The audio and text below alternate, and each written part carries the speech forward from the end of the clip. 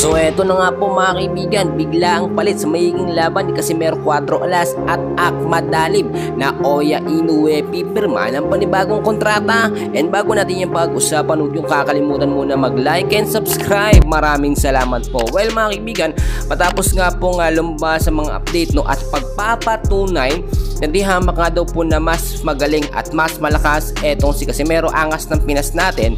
Kung ikukumpara nga po dito kay na Oya Inoue, pinagkumpara po kasi ng mga fans, eto nga po naging laban ni Inoue at ni Saul Sanchez, at dito naman kay Casimero Cuatro Alas kontra kay Saul Sanchez. Nakita naman natin and very obvious kung gaano kagaling si Angas ng Pinas dahil round 1 tinalo na knockdown niya eto nga pong si Sanchez. Samantalang yung naglaban naman si Sanchez at etong si Inoue, bumagsak si Inoue. Doon pa lamang po nakita natin isa at main reason kaya talagang umaayaw etong kampo ni na Oya Inoue.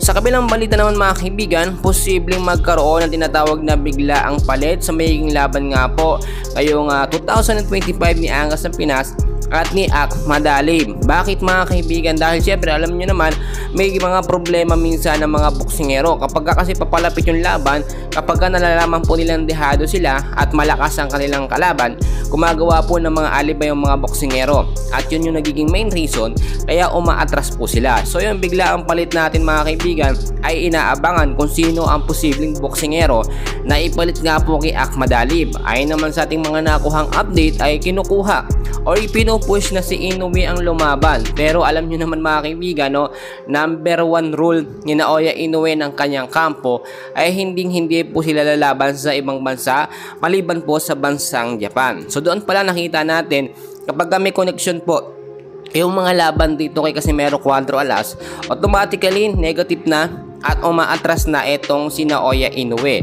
So nakita naman natin ang pinakakinakatakutan nga po nito si Inoue ay etong si Casimero Cuatro Alas.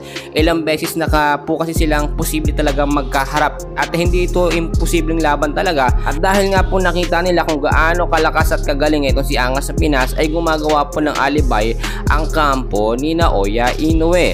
Well, para sa akin mga kaibigan, ang Filipino boxer na hindi kayang talunin ni Inoue ay itong si Casimero Cuatro Alas. Ngayon nakita natin sa ilang mga update si Angas ng Pinas talaga nagtanong at sinasabi na bakit nga daw po papalit-palit ito si Inoue ng kanyang gustong kalaban. Alam nyo mga kaibigan, itong pinaka-technique na gagawin po ni Angas ng Pinas, once po kasi sakaling matuloy yung laban niya kay Ahmad Dalib, aangat niya ng division sa featherweight mga kaibigan, at kapag nakaangat siya, si Inoue maghahabol na labanan si Angas ng Pinas dahil nga po magmamatch talaga sila. At sa pagkakataon yun, kapag featherweight na, hindi ka pwedeng mag-alibay o hindi ka pwedeng mamili kung saan bansa mo lang gusto lumaban.